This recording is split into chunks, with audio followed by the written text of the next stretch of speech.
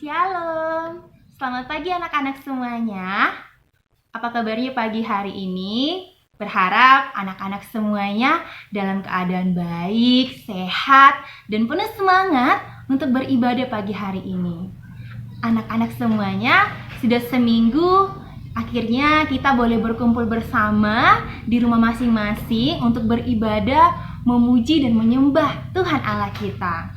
Sungguh bersyukur untuk anugerah yang boleh Tuhan berikan, untuk nafas kehidupan yang Tuhan berikan, dan kesehatan untuk kita boleh beribadah pagi hari ini. Anak-anak semuanya, mari sebelum memulai ibadah, anak-anak siapkan Alkitabnya, ambil posisi yang baik dan yang nyaman untuk beribadah pagi hari ini. Anak-anak, mari kita siapkan hati kita, berdoa. Tuhan Yesus yang baik, terima kasih untuk pagi hari ini. Terima kasih untuk 1 minggu. Akhirnya kami boleh kembali beribadah bersama-sama di rumah kami masing-masing ya Tuhan. Tuhan Yesus, terima kasih untuk jaringan yang boleh kami pakai sampai saat ini untuk beribadah. Dan juga ya Tuhan, tolonglah kami, tolong anak-anak untuk mengikuti ibadah pagi hari ini, mampukan anak-anak, berikan anak-anak hati yang mau mendengar, berikan anak-anak hati yang semangat untuk beribadah kepadamu pagi hari ini. Terima kasih Tuhan Yesus, kami mau serahkan pagi hari ini, ibadah kami ini ke dalam tangan pengasihan Tuhan. Di dalam nama anakmu, Tuhan Yesus Kristus, kami berdoa dan mengucap syukur. Amin. Anak-anak, mari kita memuji Tuhan. Pujian kita menyatakan, Yesus pokok dan kitalah caranya. Tinggallah di dalamnya, pastilah kau akan berbuah. Mari kita memuji Tuhan, kita bernyanyi Yesus pokok.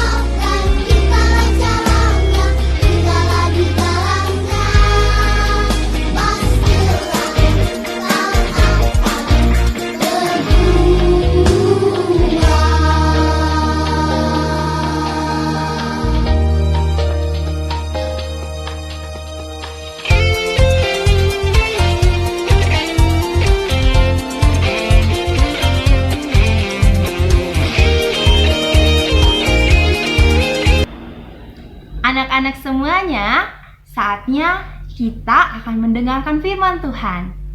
Hari ini kita akan belajar hal baru yang akan disampaikan oleh Miss Nora. Mari anak-anak tetap pada posisi yang baik untuk beribadah. Dengan penuh sukacita dan semangat dan sikap hati yang baik, mari kita sambut firman Tuhan, kita memuji Tuhan, kita bernyanyi Kasih Yesus tidak berubah.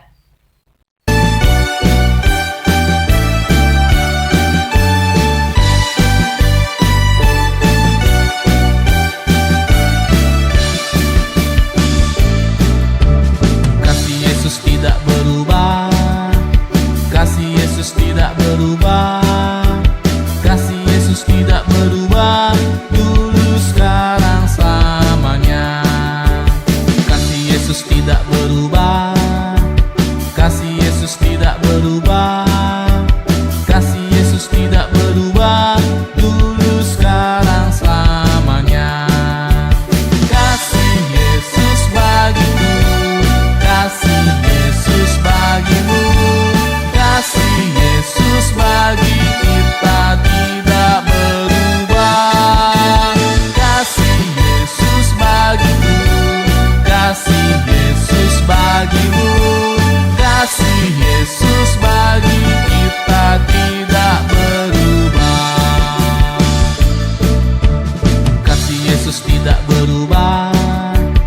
kasih Yesus tidak berubah, kasih Yesus tidak berubah, dulu sekarang selamanya.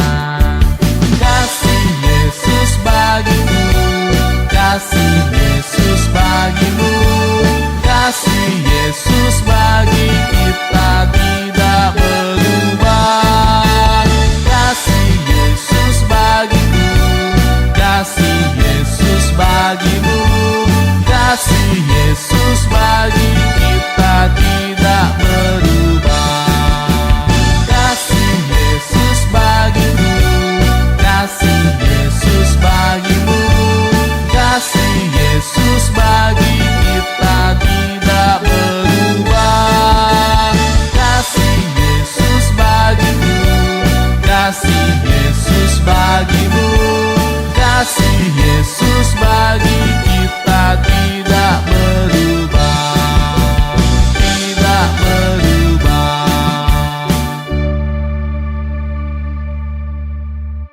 Halo anak-anak semua, tadi kita sudah bernyanyi bersama-sama kan? Nah, sekarang kita akan mendengarkan firman Tuhan. Sebelum kita mendengarkan firman Tuhan, mari kita bersatu dalam doa. Tuhan, kami akan mendengarkan firman-Mu, tolong kami memahami apa yang Tuhan sampaikan hari ini. Dalam nama Tuhan Yesus kami berdoa, amin. Anak-anak, pagi ini kita akan belajar dari Yunus 3. Tapi sebelum belajar dari atau kita baca dari Yunus 3, Miss mau tanya dulu, apa yang anak-anak pikirkan kalau Miss sebut Yunus? Nah, pasti anak-anak langsung berpikir, ikan Miss, ikan besar atau perut ikan. Iya, Yunus ini adalah orang yang di dalam perut ikan besar itu. Kenapa ya Yunus bisa dari perut ikan? Ternyata itu karena Yunus tidak mendengarkan firman Tuhan pada masa itu. Ketika Tuhan meminta Yunus untuk pergi ke Niniwe untuk mengingatkan orang-orang Niniwe yang jahat itu, Yunus gak mau. Yunus gak rela orang Niniwe itu diselamatkan Tuhan. Karena Yunus melihat orang Niniwe itu sangat jahat. Mereka menyembah patung emas yang dibuat tangan sendiri. Yunus gak suka melihat itu. Tapi ternyata Tuhan menghukum Yunus karena gak mau mendengarkannya. Makanya dia ada di perut ikan pada masa itu. Kemudian setelah 3 hari di dalam perut ikan, Yunus berdoa dan berjanji kepada Tuhan akan melakukan firman-Nya. Setelah ikan besar itu memuntahkan Yunus, apa yang terjadi dengan Yunus? Yunus benar-benar melakukan janjinya enggak kepada Tuhan? Dia benar melakukan panggilannya Tuhan enggak? Nah, dari Yunus 3 ini kita akan melihat apa yang terjadi dengan Yunus kemudian. Yuk kita baca Yunus 3. Yunus 3. Datanglah firman Tuhan kepada Yunus untuk kedua kalinya, demikian. Bangunlah, pergilah ke Niniwe, kota yang besar itu, dan sampaikanlah kepadanya seruan yang kufirmankan kepadamu. Bersiaplah Yunus, lalu pergi ke Niniwe sesuai dengan firman Allah. Niniwe adalah sebuah kota yang mengagumkan besarnya, 3 hari perjalanan luasnya. Mulailah Yunus masuk ke dalam kota itu sehari perjalanan jauhnya, lalu berseru, 40 hari lagi, maka Niniwe akan ditunggang balikan. Orang Niniwe percaya kepada Allah, lalu mereka mengumumkan puasa, dan mereka, baik orang dewasa maupun anak-anak, mengenakan kain kabung. Setelah sampai kabar itu kepada raja kota Niniwe, turunlah ia dari singgasananya, ditanggalkannya jubahnya, diselubungkannya kain kabung, lalu duduk di atas abu. Lalu atas perintah raja dan para pembesarnya, orang memaklumkan dan mengatakan di Niniwe demikian. Manusia dan ternak, lembu sapi dan kambing domba tidak boleh makan apa-apa. Tidak boleh makan rumput dan tidak boleh minum air. Haruslah semuanya, manusia dan ternak, berselubung kain kabung dan berseru dengan keras kepada Allah, serta haruslah masing-masing berbalik dari tingkah lakunya yang jahat dan dari kekerasan yang dilakukannya. Siapa tahu, mungkin Allah akan berbalik dan menyesal, serta berpaling dari murkanya yang bernyala-nyala itu, sehingga kita tidak binasa. Ketika Allah melihat perbuatan mereka itu, yakni bagaimana mereka berbalik dari tingkah lakunya yang jahat, maka menyesallah Allah karena malapetaka yang telah dirancangkannya terhadap mereka, dan ia pun tidak jadi melakukannya. Nah, setelah kita baca pasal 3 tadi, apa yang terjadi dengan Yunus? Setelah Allah menyampaikan firman di ayat 1 dan 2, Yunus mendengarkan. Yunus pergi dan mengabarkan kepada orang Niniwe bahwa 40 hari Niniwe akan ditunggang-balikan. Mendengar itu, apa yang dilakukan orang Niniwe?